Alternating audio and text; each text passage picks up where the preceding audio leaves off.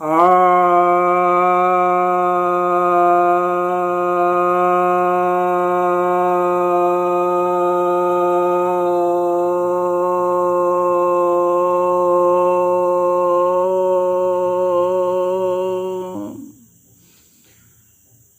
सभी भक्तजनों को सप्रेम नमन।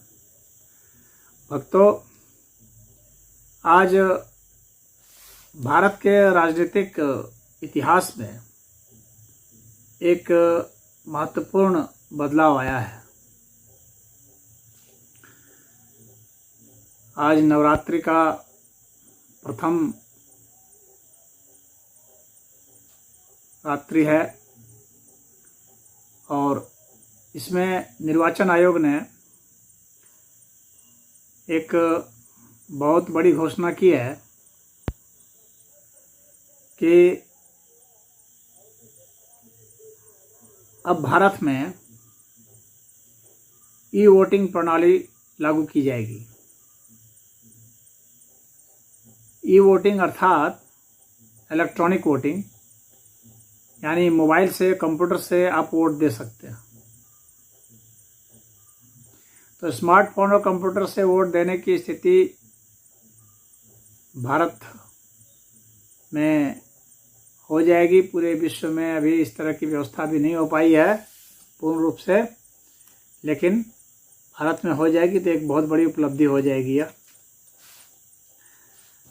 बहुत बड़ा कदम होगा जो हमने आज से 25 वर्ष पहले जिस सिद्धांत की बात की थी, कंप्यूतंत्र की, यानी कंप्यूटर और स्मार्टफोन के जरिए जनता के द्वारा सीधा शासन, उसकी तरफ अब हम लोग एक कदम आगे चल चुके हैं। निर्वाचन आयोग ने कहा है कि इस बार तेलंगाना में पायलट प्रोजेक्ट के रूप में, यानी एक टेस्टिंग के रूप में ई वोटिंग प्रणाली लागू की जाएगी। वहाँ देखा जाएगा क्या उसका फ़ायदा होता है, कहाँ कहाँ कुछ गलतियाँ होती है, कहाँ कहाँ सुधार की और ज़रूरत है। तो एक एप्लीकेशन बना दिया गया है, यानी पूरे भारत के सभी जितने भी मतदाता हैं, सभी का जो है निर्वाचन आयोग के पास उसका डेटा है और आधार कार्ड से उसका लिंकेज है और एक एक व्यक्ति का जो मोबाइल नंबर है उससे लिंकेज हो जाएगा। तो अब इसका फ़ायदा क्या होगा? सबसे बड़ा फ़ायदा यह होगा, देखिए, कि केंद्र सरकार और राज्य सरकार के अधीन निर्वाचन आयोग काम करता था चुनाव कराने में। उसको वोटर लिस्ट तैयार करना है, तो फिर उसके बाद वहाँ के कर्मचारियों को लेकर के, राज्य सरकार कर्मचारियों को लेकर के उनको ड्यूटी समझानी है, ट्रेनिंग देनी है, फिर ड्यूटी में अपॉइंट करना है।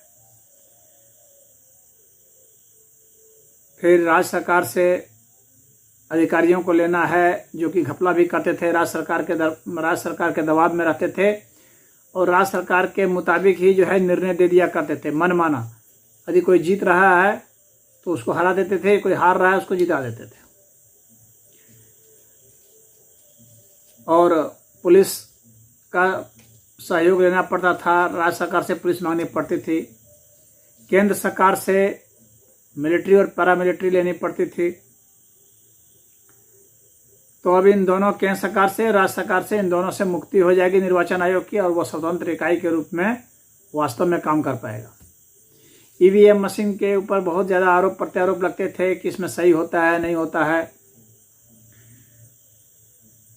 तो ईवीएम मशीन में बहुत ज़्यादा खर्चे थे, बहुत पैसे लगते थे खरीदना, फिर उसके रख रखाव में बहुत खर्च होते थे, फिर उसको ढोना, हर जगह डिस्ट्रीब्यूट करना, उसकी ट्रेनिंग देना, फिर उस जब वोटिंग हो जाती है फिर उसकी जांच करना, फिर ले जा कर के जहाँ मतगणना स्थल है वहाँ पर उसको रखना, वहाँ पर पहरेदारी करना, तब तक जब तक कि मतगणना ना हो जाए।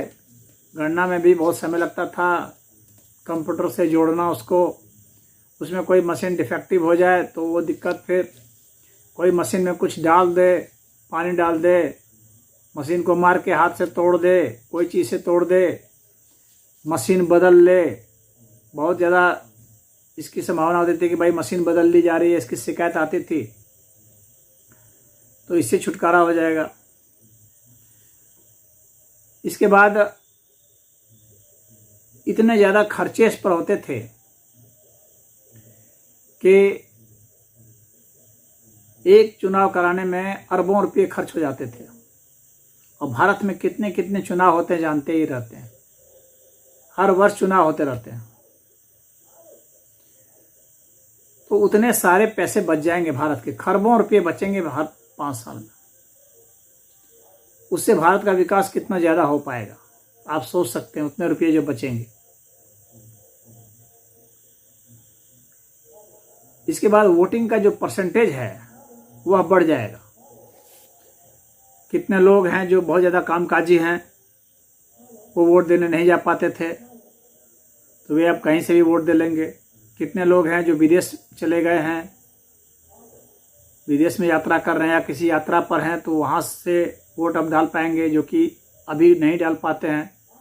अभी कोई कहीं चला गया। कितने लोग हैं जो मिलिट्री में काम कर रहे हैं, पुलिस में काम कर रहे हैं या किसी अन्य क्षेत्र में काम कर रहे हैं, उनकी ड्यूटी कहीं लगी हुई है और उनका जो मतदाता पहचान पत्र बना है वो अलग क्षेत्र में है, तो वे वोट नहीं दे पाते थे। बैलेट वोट उनका किसी का आता था, किसी का नहीं आता था। डाक वोट जो आता था, तो किसी किसी का डाक वोट आ रहा है, किसी का नहीं आ रहा है। उसमें बहुत परिश्रम था, डाक वोट के लिए भी लोगों को बहुत दौड़ना भागना पड़ता था। तो अब बहुत सहूलियत हो जाएगी, अब आराम से कोई कहीं भी रहेगा, अपना वोट दे पाएगा। जो बूढ़े लोग हैं, दिव्यांग लोग हैं, अशक्त लोग हैं, वे भी आराम से अपने घर बैठे दे पाएंगे। राजनीतिक पार्टियों को भी अब पोलिंग एजेंट रखने की ज़रूरत नहीं रहेगी, उनके भी पैसे और कवायद बचेगी। बूथ कैप्चरिंग की जो समस्या होती थी, लोगों वहाँ पर बूथ स्थल पर हिंसा होती थी, कितने लोग मारे जाते थे, तो इन सब चीज़ों से बचेंगे। किसने कहाँ वोट दिया अभी कुछ पता भी चल जाता है।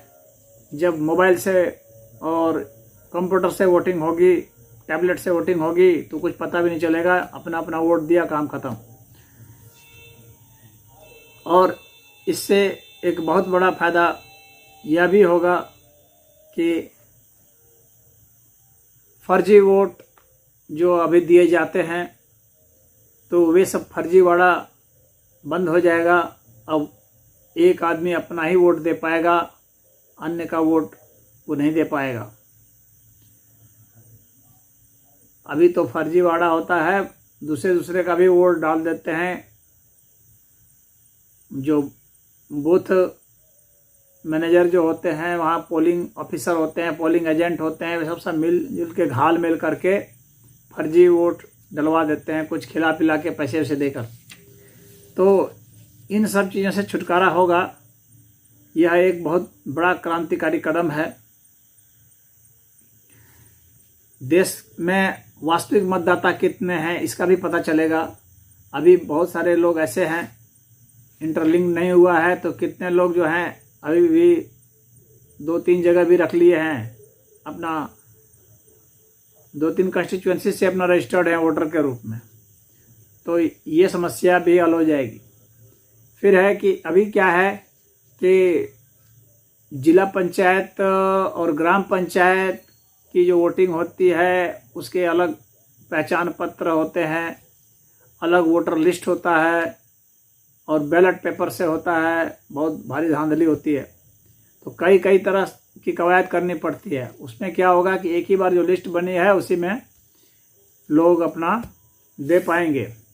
और अपडेट करना, मरे हुए व्यक्ति का जो मर चुके हैं मतदाता, उनका वहाँ से हटाना, या जो अब 18 वर्ष के हो चुके हैं उनका उसमें चढ़ाना, या जिनका नहीं हुआ है उनका चढ़ाना बहुत आसान सरल हो जाएगा।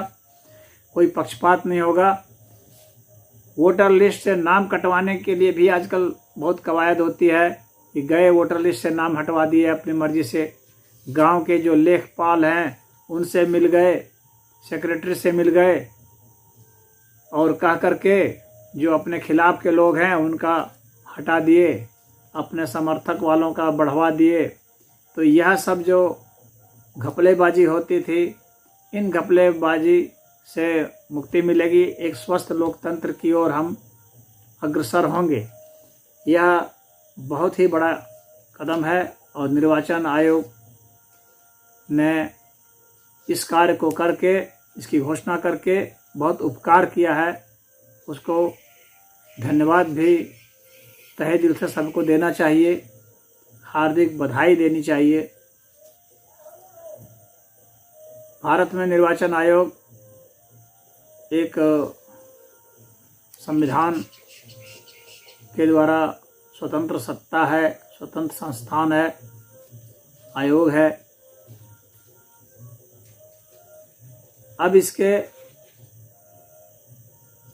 जो कार्य हैं उसमें केंद्र सरकार और राज्य सरकार की तरफ से बाधा पड़ जाती थी, क्योंकि इनके स्टाफ को लेना पड़ता था। अब काफ़ी कम स्टाफ से निर्वाचन आयोग अपना काम कर लेगा। तो ऐप जो विकसित किया है उस ऐप में भी धीरे धीरे सुधार करके अपडेट कर देंगे। और आज जब हम जनप्रतिनिधि चुनने में समर्थ हो जाएंगे तो फिर इसका जो अगला कदम होगा वो कानून चुनने का होगा और राजनेताओं की आवश्यकता नहीं रह जाएगी। जो पार्लियामेंट से बिल पास होगा, शुरुआत में क्या होगा कि जो पार्लियामेंट से बिल पास हुआ उस बिल के ऊपर जो बहुमत से पास हुआ उसको जनता द्वारा भी पास किया जाना चाहिए। जब जनता पास करेगी तब राष्ट्रपति के पास जाए और राष्ट्रपति वहाँ पर मुहर लगाए, फिर जो है संविधान के तहत है तो कोर्ट उसको मान्यता दे देगा और इस प्रकार वह कानून बन जाएगा। कुछ दिन जब इस प्रकार की शासन व्यवस्था चल जाएगी तब जनता मैच्योर हो जाएगी और नेताओं की और पार्लियामेंट की कोई ज़रूरत नहीं रहेगी। पूरा देश जो है एक पार्लियामेंट का रूप धारण कर लेगा और एक एक मतदाता जो है वह विधायक, सांसद, मंत्री और जिला परिषद सदस्य और ग्राम पंचायत सदस्य, ग्राम प्रधान, मुख्यमंत्री, मंत्री, प्रधानमंत्री, राष्ट्रपति सबकी भूमिका में आ जाएगा अकेला। तो एक व्यक्ति होगा जो कि सबकी भूमिका में आ जाएगा। तो भारत का एक एक व्यक्ति प्रधानमंत्री, राष्ट्रपति, मुख्यमंत्री, राज्यपाल हर चीज़ की भूमिका में आ जाएगा। उसे वोट देना है, वो सामान्य वोटर रहेगा, लेकिन उसके पास इन सभी की जो शक्तियां हैं वो आएंगी और फैसला बहुमत से हो जाया करेगा। यह एक महान क्रांतिकारी कदम होगा। 25 वर्ष पहले जब मैं कहता था तो लोग इसे बहुत हल्के में लेते थे, लेकिन आज जब निर्वाचन आयोग ने इसकी घोषणा की है कि ई वोटिंग, तो अब वे लोग इसे हल्के में नहीं लेंगे। किसी के सर के ऊपर से ये बात नहीं गुजरेगी। अब विकास भी हो चुका है स्मार्टफोन का। आज से 25 वर्ष पहले स्मार्टफोन नहीं था, परंतु उस वक्त जो मैंने परिकल्पना की थी तो लोगों के सर से ऊपर बात चली जाती थी, लोग उसे मजाक में भी ले लेते थे, परंतु अब यह एक गंभीर विषय बन गया है। और आने वाले समय में आप देखेंगे कि पूरे विश्व में एक महान राजनीतिक क्रांति होगी इसी आधार पर। और कोई भी सदन हो, कोई भी देश हो, वहाँ पर जनता भी कानून पास करेगी और फिर उसके बाद एक समय आएगा जब सिर्फ जनता ही पास करेगी और नेता को हट जाना पड़ेगा, नेताओं को सत्ता सौंप देनी पड़ेगी। और ये आने वाले 25-30 वर्षों में आप देखेंगे कि इतना बड़ा क्रांतिकारी कदम उठाया जाएगा वक्त के द्वारा। तो उस वक्त के लिए, उस क्रांतिकारी समय के लिए आप लोग अब तैयार रहें। ओम हरि।